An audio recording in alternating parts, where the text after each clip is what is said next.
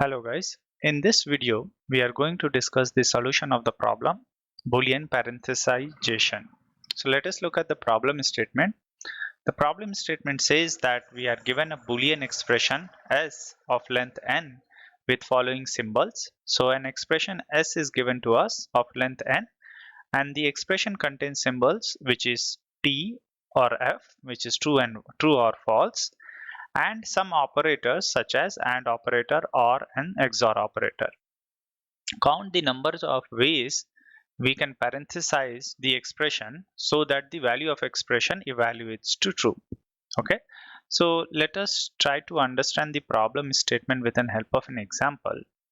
So what the problem statement says is, let us say that we have an expression something like this. So the expression which is given to us is this. So now we need to put parenthesis in this expression. So one way of putting a parenthesis would be, this could be one way of putting the parenthesis, right? Another way of putting parenthesis or parenthesized the expression would be this.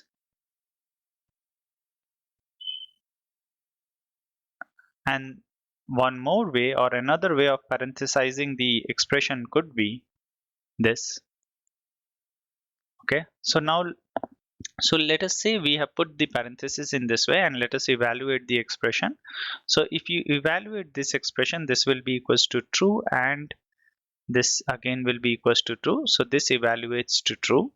Whereas over here, this, let us evaluate this expression. So this is equals to this and this will evaluates to false, and then we need to do this. So this essentially is true, and then this evaluates to false.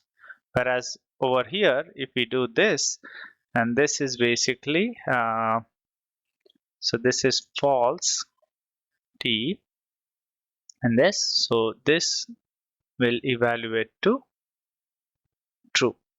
So we understand the same expression, depending upon what parenthesization we are putting in, the results can vary, right? So for instance, in these two cases, the result or the expression evaluates to true, whereas in this particular case, the expression evaluates to false.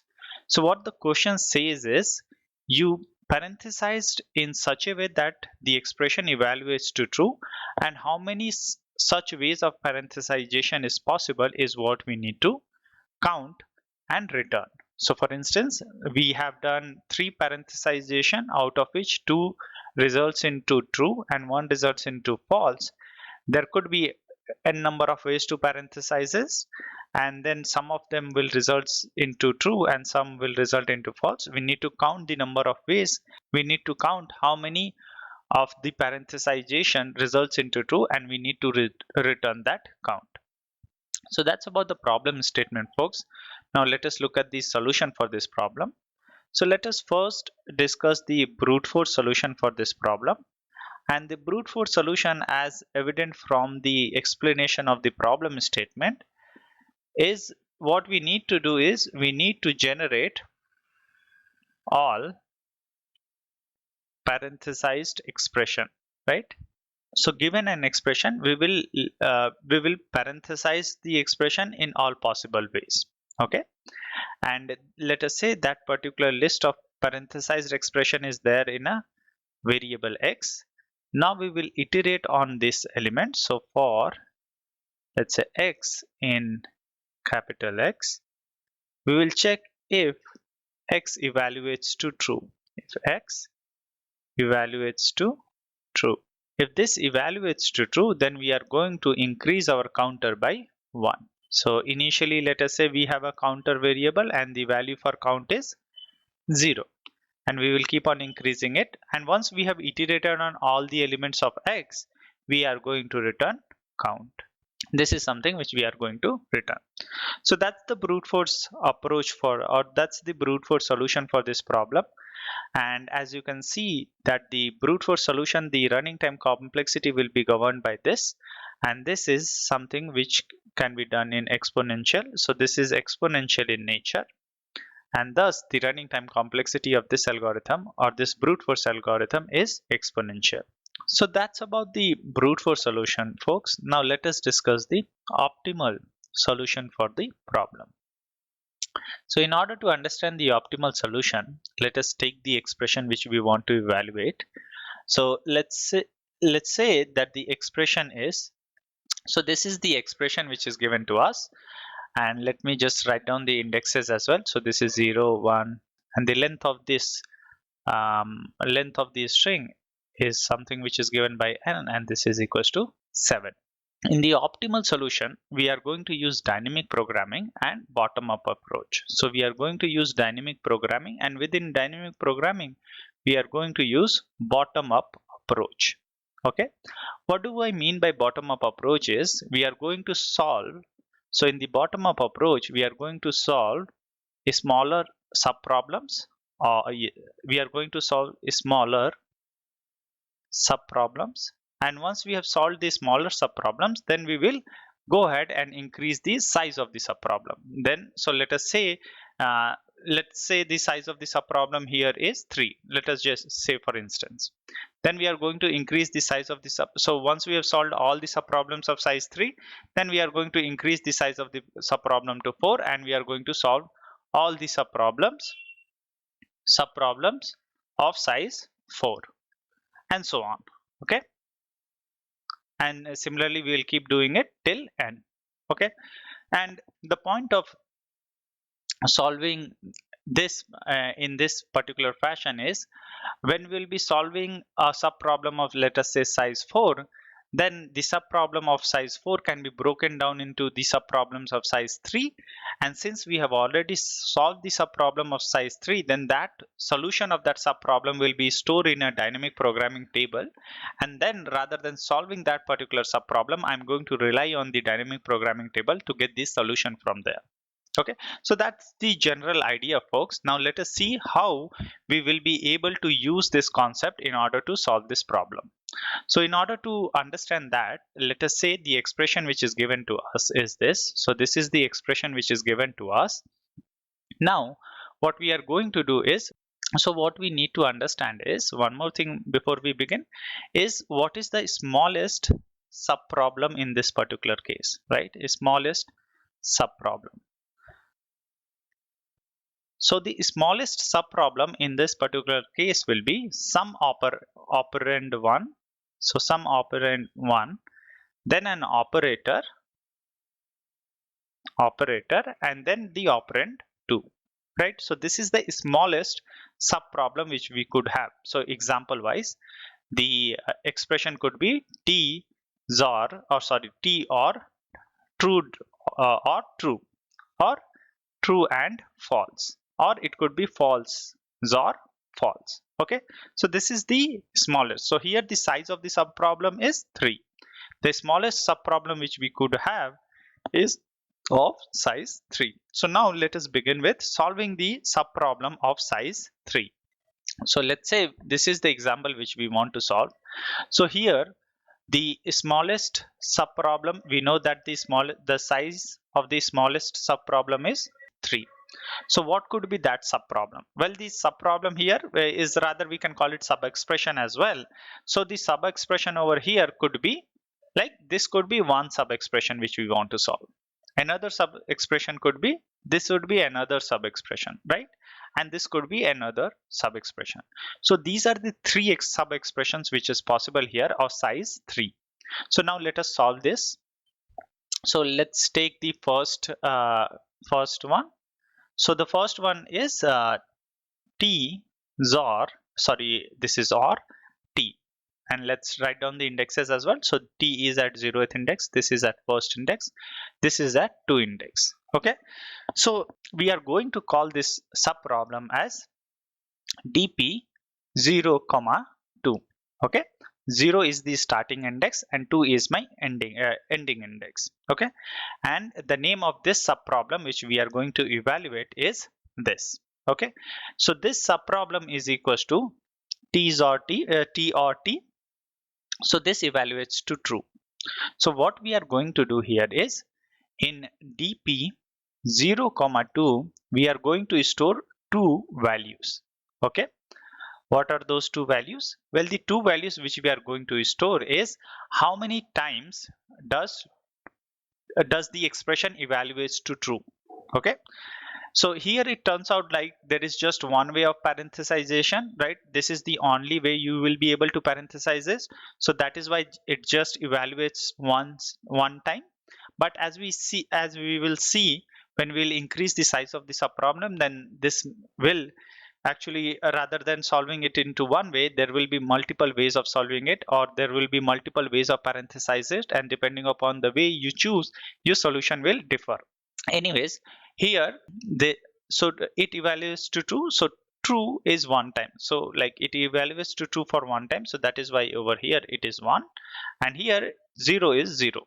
It evaluates to false for 0 times. Okay, so this is the solution of the subproblem dp 0 comma 2.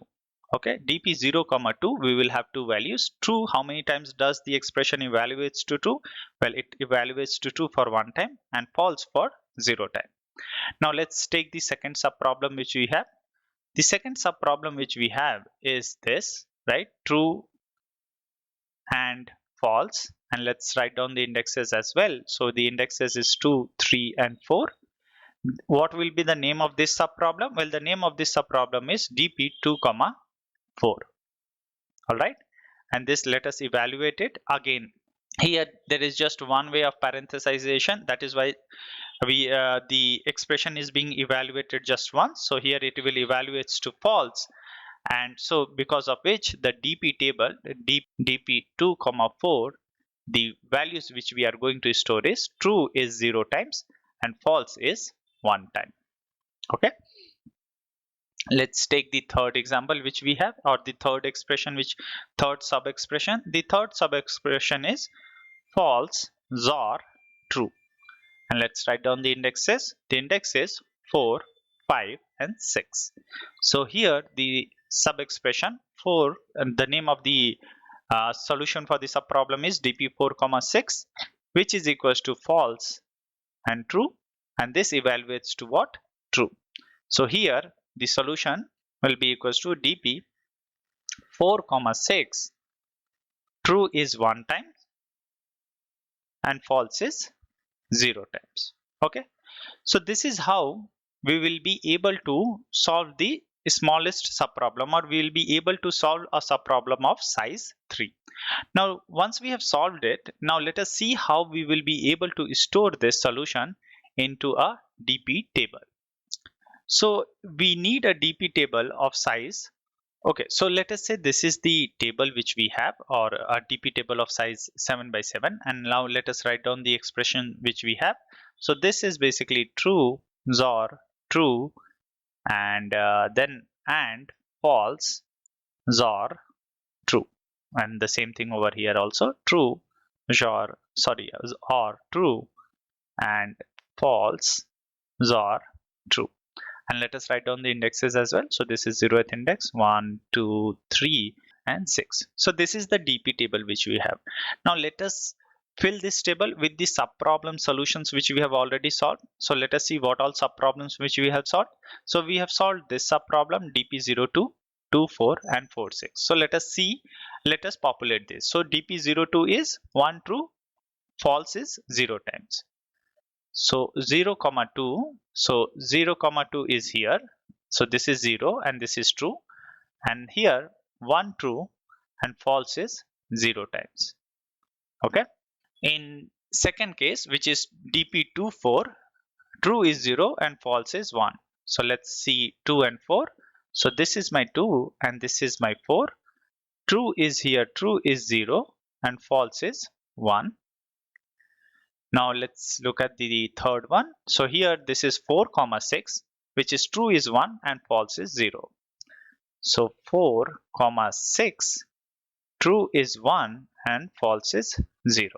Okay, so this is the so these are the subproblems which we have solved so far, and this is the solution which we have. As you can see from here, rather than moving like in a vertical way or in a horizontal way, we are moving in a diagonal fashion, right? So we solve this, then this and then this. Okay, Now let's move forward. So let us say now, having solved all the subproblems of size 3, we want to solve all problems or problems of size. Now what will be the size of size? Well, 3 was the initial size, and here in order to get the next valid expression we need to add 2. So the size is 5. Like what I meant to say is, initially we have solved this kinds of subproblem. Here the size is 3. Now in order to get a next valid expression I need to add 2 characters to it, right? Something like this, right? So that is why I'm saying that here I have to do 2 and this will becomes equals to 5. Okay, so now let us solve all the subproblems of size 5. So this is the example we are working on. Now let us see what all subproblems are there of size 5. So one such subproblem could be this, right? This is a subproblem from 0 to 4 of size 5, and another subproblem will be, so from here 2 to 6, which is another subproblem of size 5. And these are the only two subproblems which we have of size 5. So now let us try to solve this. So the first one which we want to solve is, let us write down the expression T or T and F, right? And let us write down the indexes as well. So this is 0, 1, 2, 3, and 4. So what is the name of this subproblem? Well, the name of this subproblem is DP 0 to 4. Now let us solve it. So now, as you can see here, there are multiple ways by which I will be able to parenthesize it, right? So T, T, and F. So there are multiple ways. What are those ways? Now let us see that. So what I can do is I can have this as T or T and F, right? This is one way of doing it. And the same thing over here, which is T, T, and F. Another way we will be able to do this is T and F, right? So this is the other way of parenthesizing it. And these are the only two ways which is possible here. So one way to visualize this would be, you try to partition this expression into all possible ways. Okay, so what do I mean is, one way to partition this would be I'll put a partition over here, right, somewhere here. So let us say this is one way of partitioning it. So then this become a one sub problem, which is this, and the another sub problem becomes this, right, which is this. Similarly, the other way of partitioning would be, now we have put a partition at which index? So remember, this is at index 1 we have put a partition. Now we will increase our index and we'll put a partition over here. So that is what we have done. We are putting a partition over here. So this is the only two ways by which we'll be able to partition it.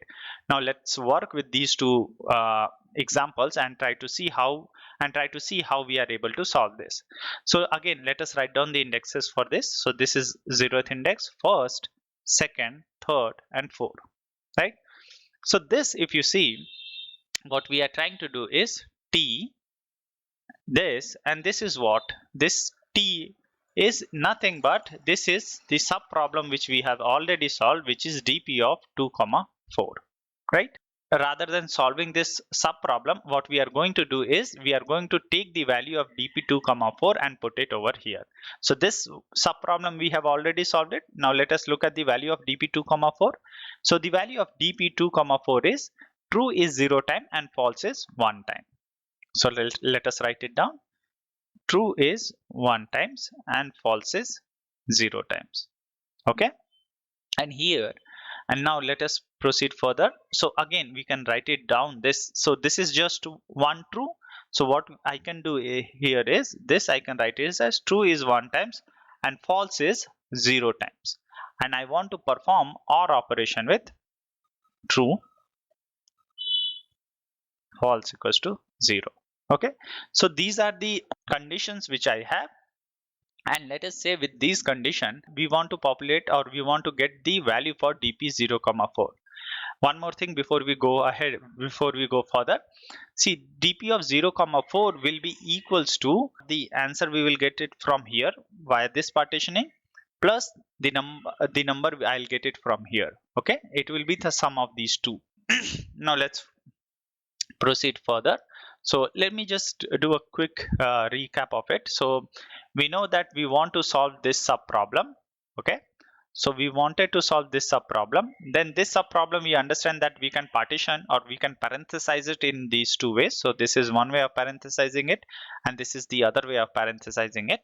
Then we realize that this sub problem is a sub problem which we have already solved. So this sub problem values we just get it from our DP table and we have populated it here. Okay, and this is just one true, so that is why I have populated it one true, and this is false, so I have populated it with false equals to 0. Now this, what will happen is, now, so see here I want to perform the OR operation, right? So this is the OR symbol which we have. So we want to perform OR operation. Well, the OR operation in this particular case will be, in order for this entire expression to evaluate to true, so here let us say we want this expression to evaluate it to true. Okay, so in order for this expression to evaluate it to true, either this side, let us say this is my left hand side and this is my right hand side. So either my left hand side is 1 or right hand side is 1, or both are 1. Let me just write it down. So let's say LHS is true, okay, and RHS is also true. So this is one way, this is one. Then the other way of finding the evaluating to a true case would be LHS is true and RHS is false. This also will evaluate to true, right? Since it's an OR operator. Or the third way would be LHS is false and RHS is true. Okay. So now let's plug the values here. Well, LHS here, if you see, is true. How many times true? One time. RHS is true is also one time. So this is 1 cross 1 plus LHS is true is 1 times. RHS is false is 0 times. So this will be 0. LHS is false is 0 times, and RHS is true is 1 time. So in a way, this will be evaluated to 1 plus 0 plus 0, which is equals to 1. Okay. Similarly, for false case, what will be the case here? Or what will be the solution? In order for OR to evaluate to false, then the LHS has to be false and the RHS also has to be false, right? So now let's plug the values. How many times the LHS was false? Well, 0 times. How many times the RHS was false? Well, 0 times. So this is equals to 0. So for this sub problem, the solution will be, how many times the expression evaluates to true? Well, 1 times. How many times the expression evaluates to false? Well, 0 times. So this is the solution for if we parenthesized it in this way. Okay, remember here we are not actually going ahead and evaluating the expressions which we have already solved, right? This expression we have already solved, we are not actually going ahead and evaluating it. It is just that we are relying on the DP table. Okay, all right, so now let's see what can be done with this particular case. Okay, when the expression is being parenthesized in this fashion. So let's write down the indexes first and then we will operate on it. So this is my 0th index, first, second, third, and fourth. So this becomes my DP of 0, 2, right? This is a sub problem which we have already solved, and then we want to perform F here, right? Now let's get the value of DP 0, 2 from our table. Well, the value of DP 0, 2 from our table is true is 1, false is 0 times. So let's populate that. So true is 1 time and false is 0 times. And we want to perform an AND operation here. And here what we can write down, how can we expand this? Well, true is 0 times and false is 1 time. All right. Now let us try to work with these two. So we have this with us. Okay. And from this, now let us work the way we have worked here to evaluate the values for this expression. So here, see, this is an AND operation. Now again, let's say this is my LHS and this is my RHS. In order for this expression to evaluate to true, the left hand side as well as the right hand side has to be true. The expression will be LHS has to be true and RHS also has to be true. And now let's see what are the values. Well, how many times the LHS is true? Well, one time. How many times the RHS is true? Well, none. So this is equals to 0 and this is equals to 0, because of which let's work with the false case. For false, if either LHS or RHS is false, then the expression will evaluates to false. So let's write it down. So LHS is false and RHS is false. Both are false. Or LHS is false, RHS is true. Or LHS is true and RHS is false. Okay, so let's work with this. So what will happen here? LHS is false. How many times LHS is false? Well, 0 times. So then this expression will be 0. LHS is false again, so 0 times. LHS is true. True is 1 times. How many times LHS is true? 1 time. And how many times RHS is false? RHS is false for 1 time. Okay. So because of which this expression will evaluate to 1. All right. So what do we get is for this case, T is equals to 0 and false is equals to 1. Now combining these two, so remember this is the solution of this expression, right? And what is the solution of this expression, right? So the solution of this expression is this, right? Now if we combine these two, we will get the value for dp of 0, 4. So now let's get the value of dp 0, 4. So the value of dp 0, 4, and we just need to add it. So here true is 0 times, and in the above one where we have evaluated, true is just 1 time. So 0 plus 1 is 1. And similarly for false, false is 1 time, and here false is 0 times. So this is equals to 1, right? So now we got the solution for dp 0, 4, and let's plug this value in our dp table. So both are 1, dp of 0, 4. So let's look at our dp table. So 0, 4 and both are 1. Okay. So as of now, we have solved this problem, right? So the problem from 0 to 4. The other subproblem which we have is this, right? So now let's work with this. So let me just rewrite the expression. So we want to, now in this particular case, we want to solve the sub expression of size 5, and that sub expression is this sub expression which we want to solve. So here the sub expression which we have is what? So again, how many ways by which we'll be able to parenthesize this? Well, one way to parenthesize this would be this, and the another way of parenthesizing this will be this. Okay.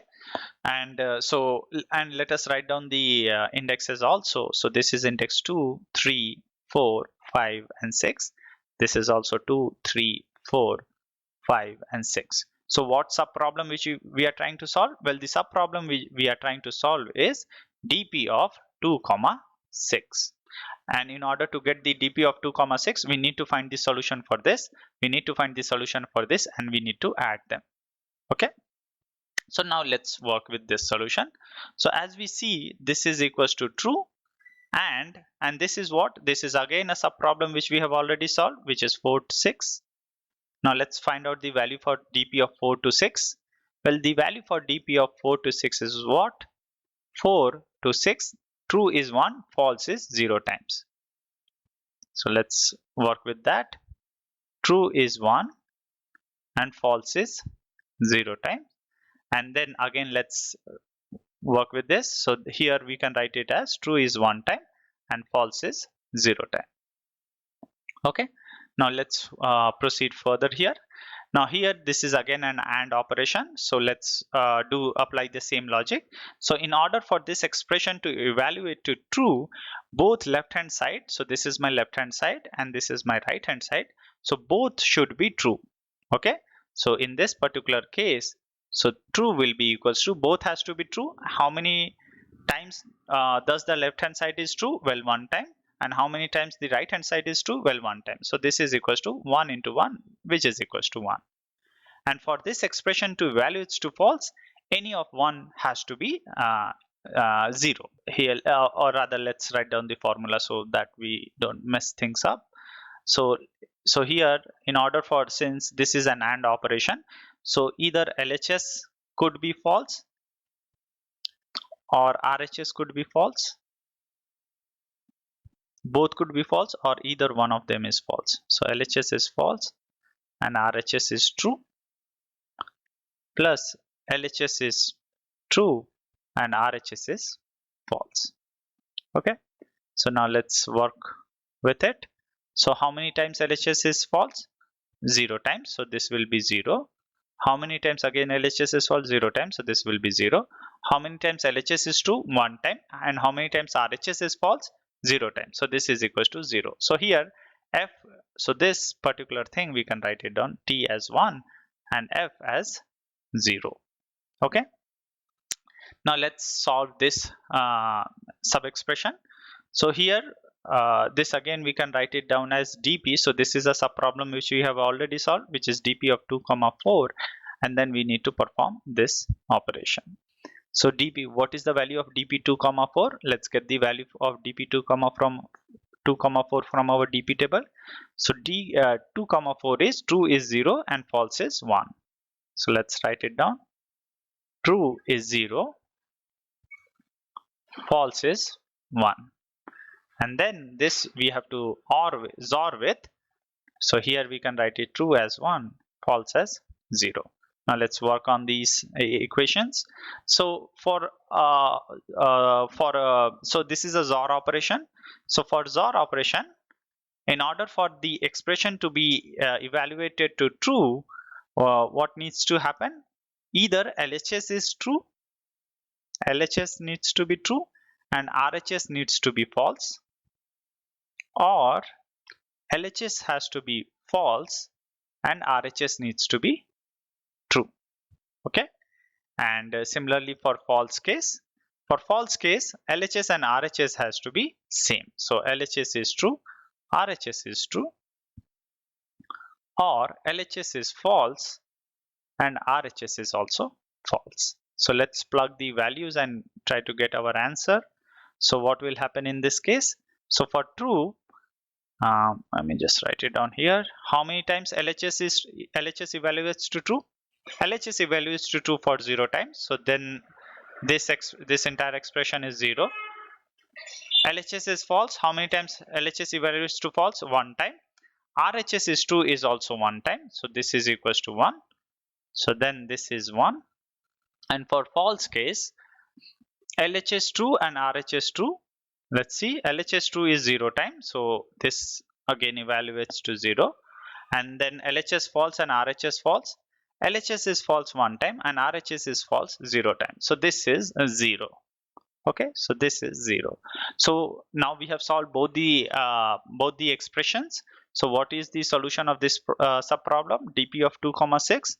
Well, this solution of dp 2 comma 6 is dp of 2 comma 6 is the sum of these two values. So this is one value, the sum of this value and this value.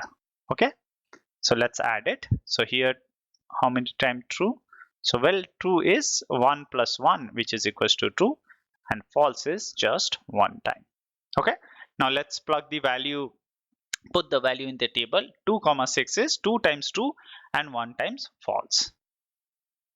Let's put it. So 2 comma 6, 2 comma 6, true is 2 times, false is 1 time. All right, I hope that's the value. Yes, so that's the value. So in this way, we were able to solve all the sub problems of size 5. Now after solving this, now is the final step, which is to solve all the sub problems of size 7. Solve all sub problem of size 7, right? And 7 is the size of our expression, right? So this is the expression. So in this case, the entire sub expression is what we are evaluating now. Okay, so now let's work with this entire expression which we have. So now let us partition this.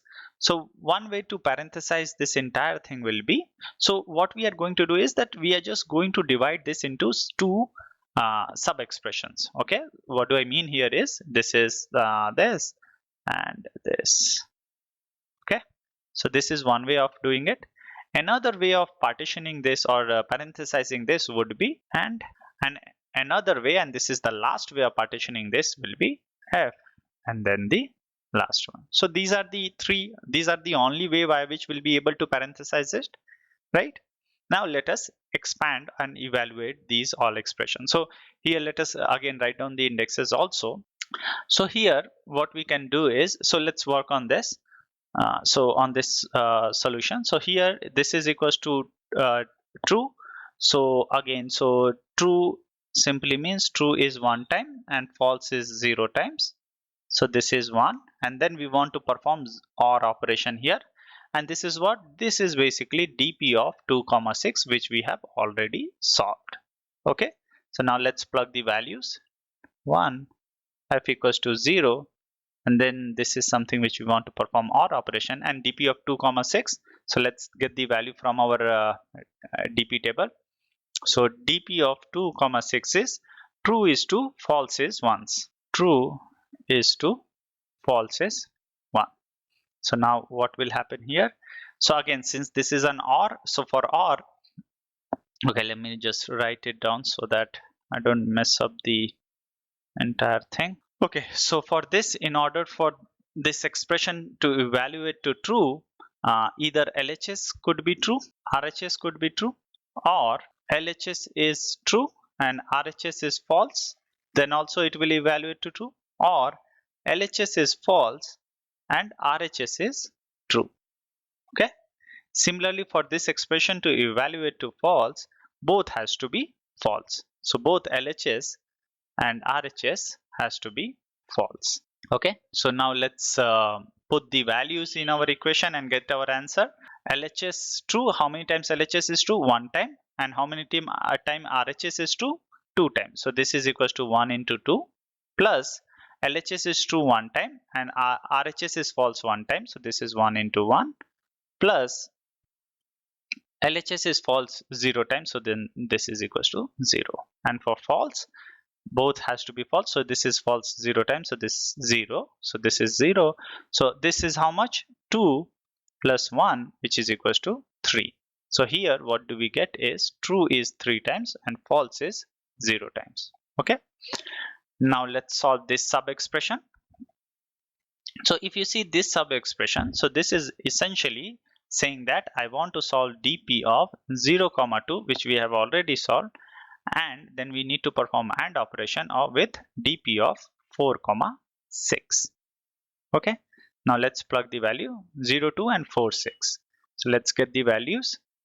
So 0 2, 0 and 2 is 1 0, 4 and 6 is 1 0. So both are same, 1 0 1 0.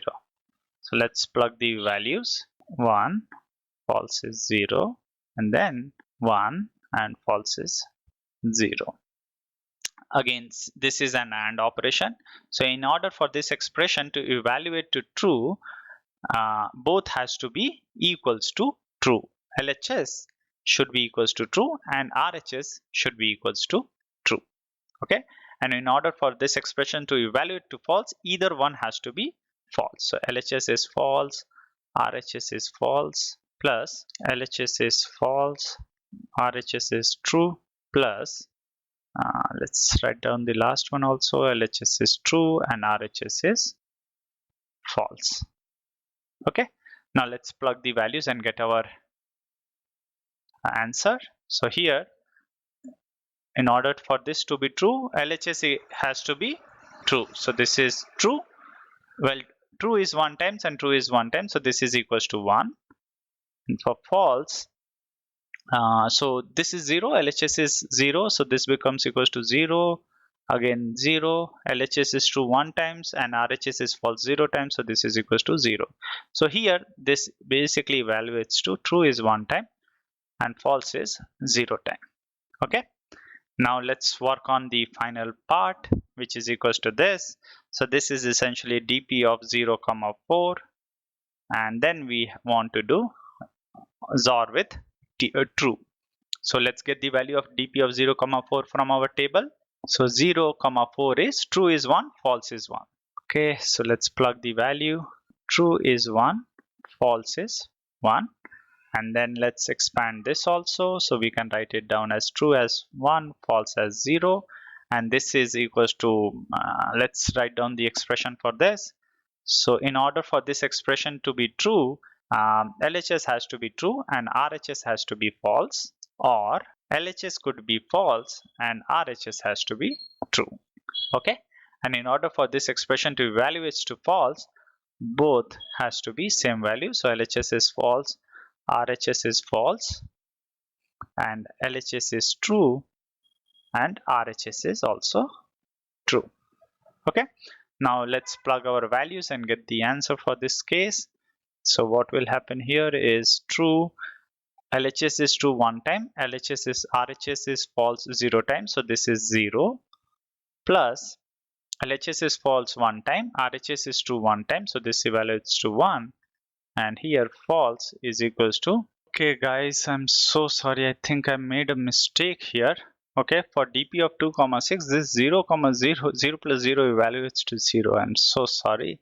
So this is actually equals to 2 trues and 1 false. So let's correct this value in our dp table also. So this is essentially 2 comma 4, this is a 0. Okay, now if this is wrong, then there will be a ripple effect now. Oh boy, sorry about that, but yeah, we need to work here. Okay, so we are looking for 2 comma 6. Okay, so 2 comma 6, yeah. So here if you see, so this needs to be rectified. So 2 comma 6, false is 0 time. Okay, false is 0 time, and so here essentially, now if false is 0 time, so let's correct our equation. So this RHS, so this will be also 0, right? RHS is 0 here, RHS is 0, so this is equals to 0, so then this will be just 2.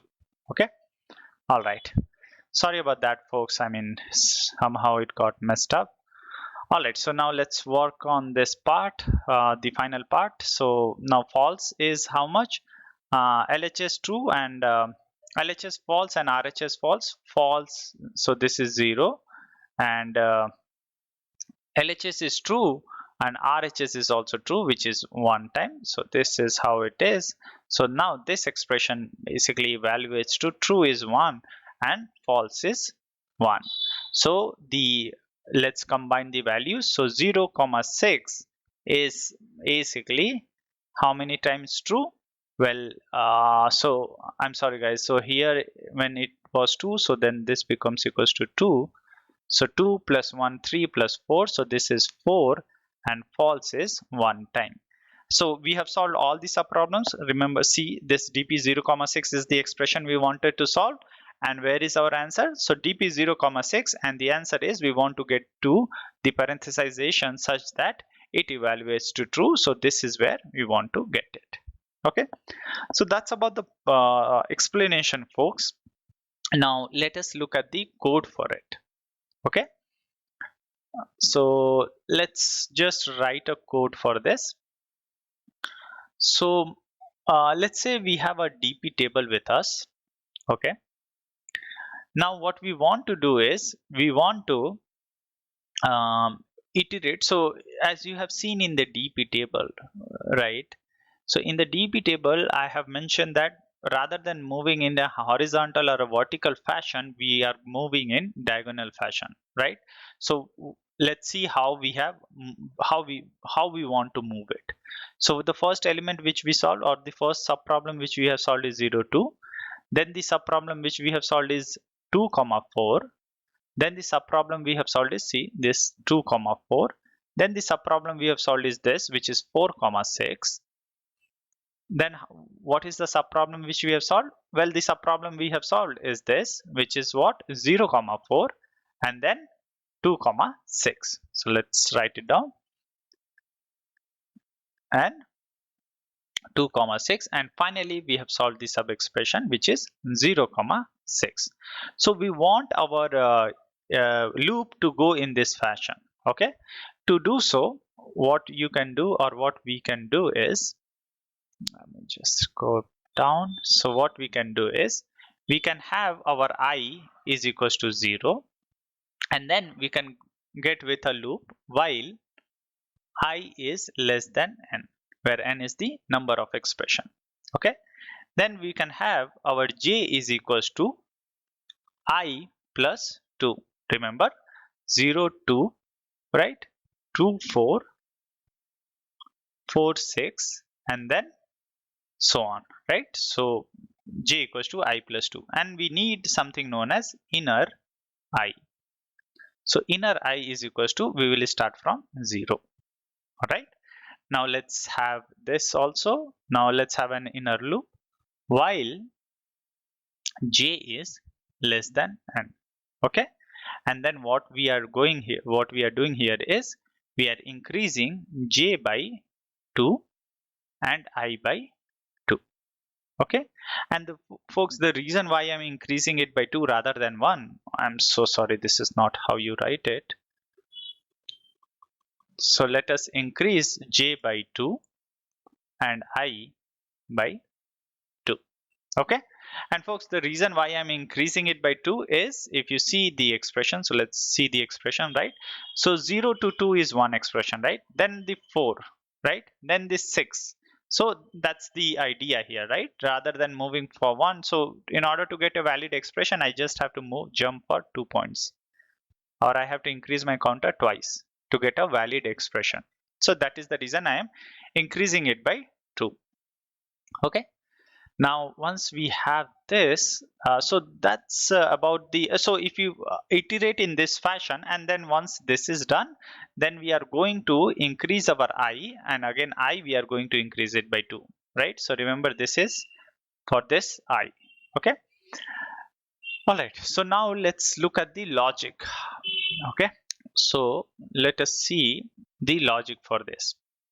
So in this while loop, what we are going to do is, we want to, so the DP table which we have, all right, so the DP table, and this DP table is basically inner I to j. So this is the sub problem which we are trying to solve, and here I want to store two values, right? The number of times true and the number of times false. So that is why I'm calling it as dict, and then I'm saying that inner I comma j, so the number of times true has occurred, so let's initialize it with 0. Similarly, for false, it is equals to 0. All right, so this we have set it to true, 0. Now, so if we are solving a base case in the sense where the size of the sub expression is 3. Okay, so if we are solving a base case, so let us find out whether we are solving a base case or not. So inner I minus j, right, and the absolute value. So I to j, inner I to j is what we are solving. So inner I minus j, if we do it, then we'll get a positive value, and this is equals to, this should be equals to 2, right? So the size is 3, and since our indexing is start from 0, that's why you are saying it as 2. So if it is 2, then that simply means it's a base case, and let's write down the value for this. So in order to solve this, in order to populate our inner this thing, inner I comma j, then evaluate and increase the respective counter. Okay, let me explain what do I mean by this. So what I mean to say is that here essentially we are trying to do true or something like this, right? Something like this is what we are trying to evaluate. So you evaluate this. Now if this evaluation turns out to be a true, then you go ahead and increase this, right? This is true, right? You go ahead and increase it by 1. If it turns out to be false, go ahead and increase this to false. So that is what, in short, I have written it like this. All right. Now let us say that this is a subproblem of size greater than 3. If it is a subproblem of size greater than 3, then as we have seen in the explanation, that we can go ahead and put parentheses, right? So we will be able to partition it, or we will be able to now parenthesize it. So let's say for parenthesization, we will have this k with us. For k in range, and from where do we want it to be? Well, we want it to, so the first parenthesization is, we want it from I plus 2, inner of I plus 2, and we want to go till all the way to j. So that is why j plus 1. Okay, let me explain this. So k in range inner I plus 2. So let's see this, what I meant by this. So here if you see, right, so let's say this we wanted to see how many parenthesize we can do it, or how many ways we will be able to parenthesize it. So first thing we said 0, right? So this becomes 1, and so here if you see, my inner I is what? Inner I is 0, right? So the DP problem which we are trying to solve is 0 to 6, right? So that is why my inner I is 0 and my j is 6. Okay, sorry, j is 6. So what we have done is that first we have separated this, and then 2 to 6. So inner I plus 2, right? And then we are increasing k by 2. So now initially my k was equals to 2, then I have increased it by 2, then it becomes 4. So then 4, it came here, and then I have increased it to 6. So essentially it comes here. So when k is equals to 6, it will come here, and then the remaining portion will become my sub problem. So that exactly the same thing I am trying to achieve it via this loop for k in range, and so on so forth. Now once I have this, once I'm partitioning it, or once I have the parenthesization done, then the expression is getting divided into two parts, right? So this is my first part, and this is my second part. Okay, so since the expression is getting divided into two parts, I'm calling this expression as S1, and I'm calling this expression as S2. Okay, so essentially what I'm trying to say is that this value I'm going to call it as S1, and this value I'm going to call it as S2. Let's see how we are going to do it in the code. So now let's have our S1 and S2 with us. So S1 is a dictionary, and S2 is also our dictionary. And yeah, so, and let us initialize it with S1 true, S1 false equals to 0. Similarly, S2 true and S2 false. So the initial value is 0, okay, for true and okay. So the initial value is 0. Now let's populate the values. So if you see this, so now S1 or S2, right? It could be just, let me just go through this example. So my S1 and S2 could be, it might be possible that S1 is of this nature, right? Or it might be possible that the S1 of is this nature, right? What I mean to say is that S1 is not a subproblem which I have already solved, and here in this case this is a subproblem which I have already solved. Here what I'm trying to emphasize is S1 is just one standalone sort of thing for itself, right? Similarly for S2 also, you can say that this could be this kind of subproblem, or it could be any standalone thing, right? So now that is what we will figure it out here. If let us say, if it is an standalone, so if it is an standalone, then inner of I will be equals to k minus 2. Okay, if this is an standalone, then we will say that S1 S of inner I plus equals to 1, right? So S1 contains true or false, right? And S of inner I will be like, so this is an standalone. S of inner I could be either true or false. So that corresponding value I'm going ahead and increasing it by 1. All right. If it is not a standalone, then that simply means this is a subproblem which we have already solved, and I'll get the values from the DP table. So here the subproblem we are interested in is inner of I and k minus 2. Similarly for S2, let us work with the S2 also.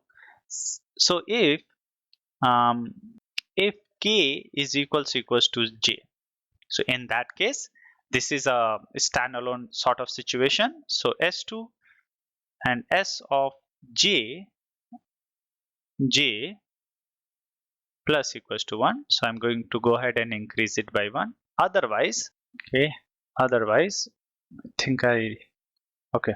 Otherwise, this will be equals to S2 is a sub problem which I have already solved, which is the sub problem K2I. Okay. So let me just explain one more thing here. When we are saying for K in range, right?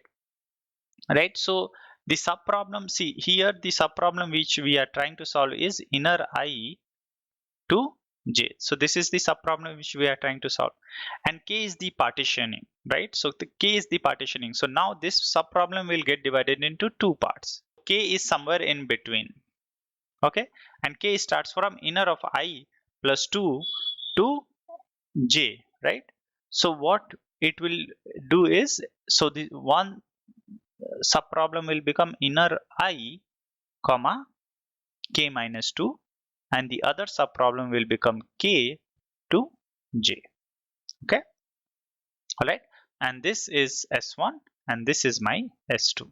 Okay, and till here we have populated the value of S1 and S2. Now once we have the value of S1 and S2 with us, now depending upon what operation we are performing, so let us say if operator. Okay, so let's say we find out the what is the operator. Well, so let me just say if the operator is AND. Okay, and if you look at the code, the operator is nothing but, let me just comment it, operator is nothing but this is equals to S of k minus 1. Here is where the operator is. Okay, so if operator equals to this, then dp of I comma j, okay, and have it like, since this is an AND, so since this is an AND, so then LHS should be equals to true. So I'm so sorry. So since this is an AND operator, so dp of inner I comma j, and the expression we want it to evaluate to true will be equals to, since this is an AND, so both has to be S1 true into S2 true. Okay, and for false case, dp of inner I j, and for false case this will be equals to S1 false and S2 true